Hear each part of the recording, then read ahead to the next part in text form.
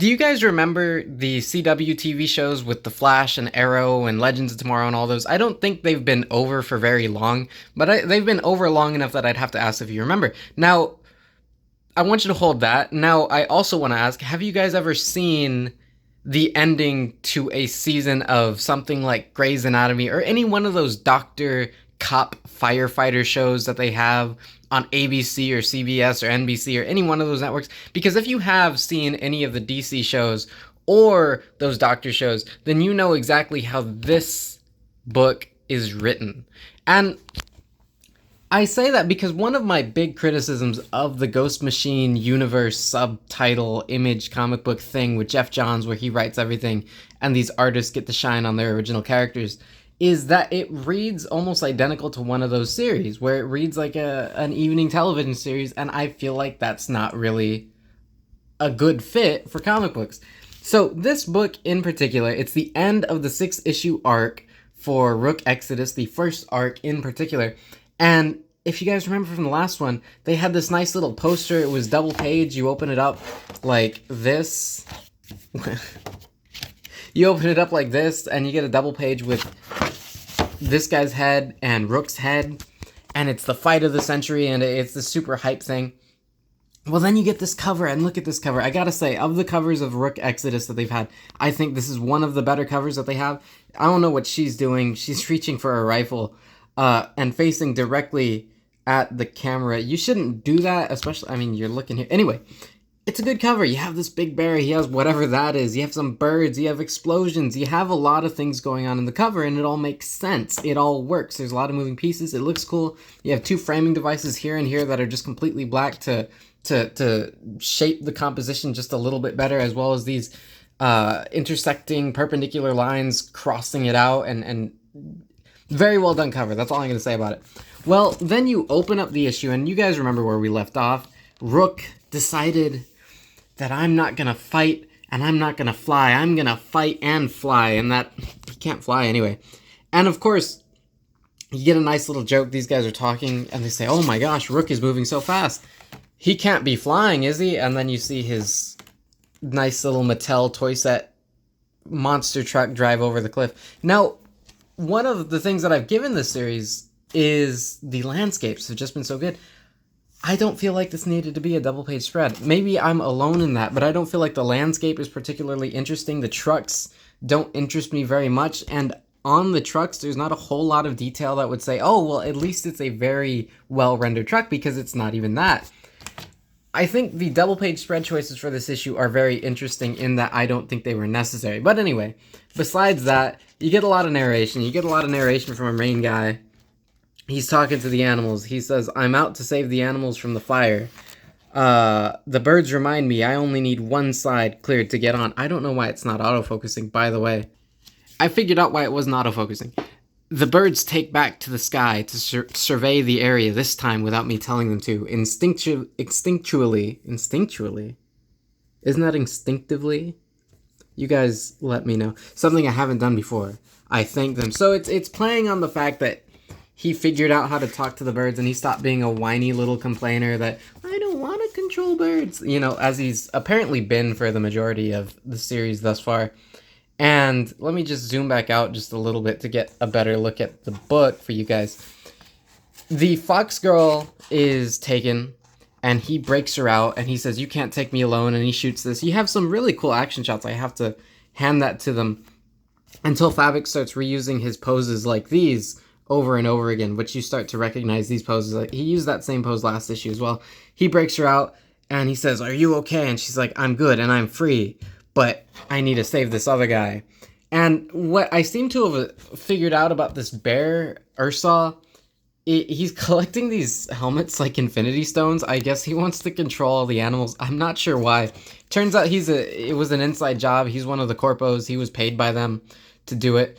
And you get the fight. You finally get the fight. You have the Ursa versus this guy who controls birds. And you get these two big bears, and look at these guys. Aren't they scary? Aren't they intimidating? Isn't there going to be some cool fight? Well, no, they whack him, and he fights a little bit, right? You get a little bit of fighting. You get her doing her thing with some decent action shots. She's basically Batgirl. He sidekicks him and then gets his helmet torn off, and that makes his connection to the birds go away. And he's surrounded by bears. Really cool fight. Looks like he's about to break his arm. He's beating the crap out of him. And then the birds just jump Ursa. And you get this nice double-page spread. Hopefully I'm not showing too much of the comic. I guess I'll get sued if I am. But you get this shot of the birds. They're with me. That's what he says. It's a neat shot in the rain. The rain feels very haphazard. It doesn't feel like it's raining. It doesn't look like it's raining. You have these rain lines. I'm pretty sure that they were done by the colors. You have this weird halo effect around Ursa's figure as well as the birds. And I get it. They're trying to separate him from the composition. But whenever you don't actually have rain in the line work, you don't really need to do that. I thought it was an odd choice because it makes it look like a sticker. And I'll fix the resolution here. It looks like a sticker. Like you can peel this off of the page. As well as the birds. You can see all the connections there, the weapons. But what I really took from this is the fight was boring. The fight was it was boring, inconsequential, and you get a break from the rules that have been established, as far as I can tell, that you need these helmets to control the animals, to have good control over the animals. He doesn't have his helmet, and the animals started to listen to him because they're boys now, I guess. And yet, when Ursa's helmet goes bad, the bears walk away. Why didn't... I guess he's dead, but even still, if the bears are his best pals, which I guess they're not, you have to have that connection. You see where it gets a little muddled and odd? It felt like that fight was very hyped up, and he didn't beat him by being crafty, by using the wit that he has learned from the birds, by using anything like that. He beats him because the birds push him over the edge. He was getting beaten, and then he won. It's one of those Deus Ex Machina situations that felt a little dissatisfying considering how much they hyped up the issue. And then you get back to the dialogue where it's setting up the next season, where it's... And this is what I mean by the CW and TV writing. The face of the warden, it means something. A friend, old, new, and unknown. So you have the narration over the dialogue setting up the arc for the next season. If he wakes up, everyone left behind on Exodus shares one thing in common. We all watched Hope abandon us. But with his new one-eyed bird that he named Poe, you know, like the guy who wrote The Raven? You know, that guy? Aren't they so creative? It's, the Wardens of Exodus. And look at all these animals. Which one's your favorite? Look at all these animals that they're going to see in the next season. And then it ends with, we're going to go find what I believe is her father. And we don't stop until we find him. And it'll return in 2025. And that's how it ends. And then you have some more animals, just in case you guys need to see which one's your favorite. That's what this book is built on, according to the creators themselves. Now, I'm not trying to be a hater here. You guys know that I don't want to go out of my way. I don't want to trash things that don't need to be trashed. I don't want to be an overly sensational jerk on the internet. But when you have that style of writing, when you build up this big fight in a comic book where you have on the cover a big fight... Let me fix that. A big fight. This cover is cooler than anything that happened in the fight. She wasn't involved in the fight. And then this didn't happen. You build up all these stakes for not a whole lot. He's dispatched like any other villain. They try to burn him.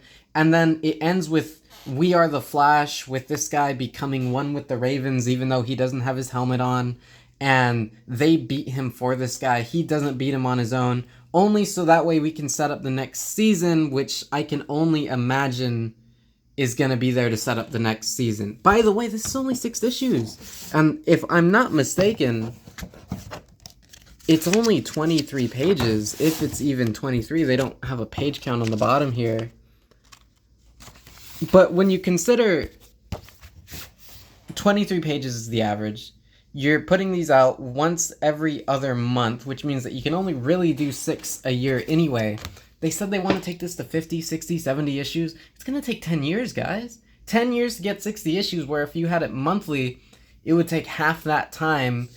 And then most of what you're doing is just set up for the next thing, which that was my biggest gripe with issue number 5. The prelude to this issue is it was just setting up another mystery. The entire episode, you spend $4 on this, And then you read a 23-page book. The entire thing was a dream. Also, that way he can realize that he can have fight and flight at the same time to set up a big fight with this bear that doesn't even go the way that one may expect. The birds take him out.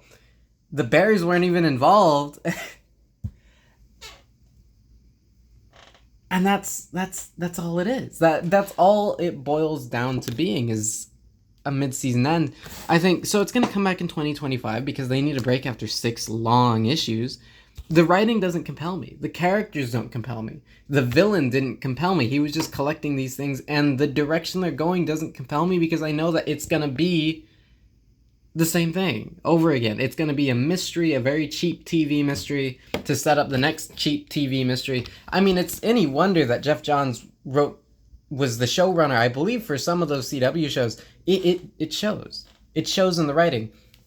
And time again, I come back to Jeff Johns' writing, and I think he's renowned as one of the best writers in comics, and yet his stuff is the most average amalgamation of a writer's room that I've ever read. It's not really creative. It's not really original. There's nothing to it. There's not a whole lot of depth in it. And when you have an artist like Fabic,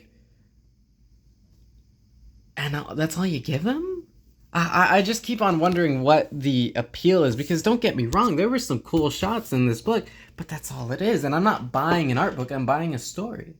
So I don't think I'm going to be picking up the next one in the series if it's just going to be a bunch of people in costumes dressing up as animals and having very generic, basic, empty conversations trying to set up contrived mysteries to keep the book going. When I buy a comic book, I want to read something interesting within the comic book itself. And then, yeah, you set up the next one at the very end. You have something cool, and then you set up the next one. You have a cool story arc. But I think it's very telling that when the criticism is that it's written like TV, it comes out once every 2 months, even though the comic book should be coming out monthly. And then you have a mid-season break. So that, and I know they're going to compile it in the graphic novels. I get it. Don't I'm not trying to play a fool here, but I just don't think it's worth the buy. Unless it's in a graphic novel, then that dream sequence I would have just read through and skipped to this part. But then I would have gotten to this part and thought, well, geez, this guy was the main villain and he was taken out by a flock of birds? You guys tell me what you think. Am I being too critical? I want to know. And I'll see you guys later.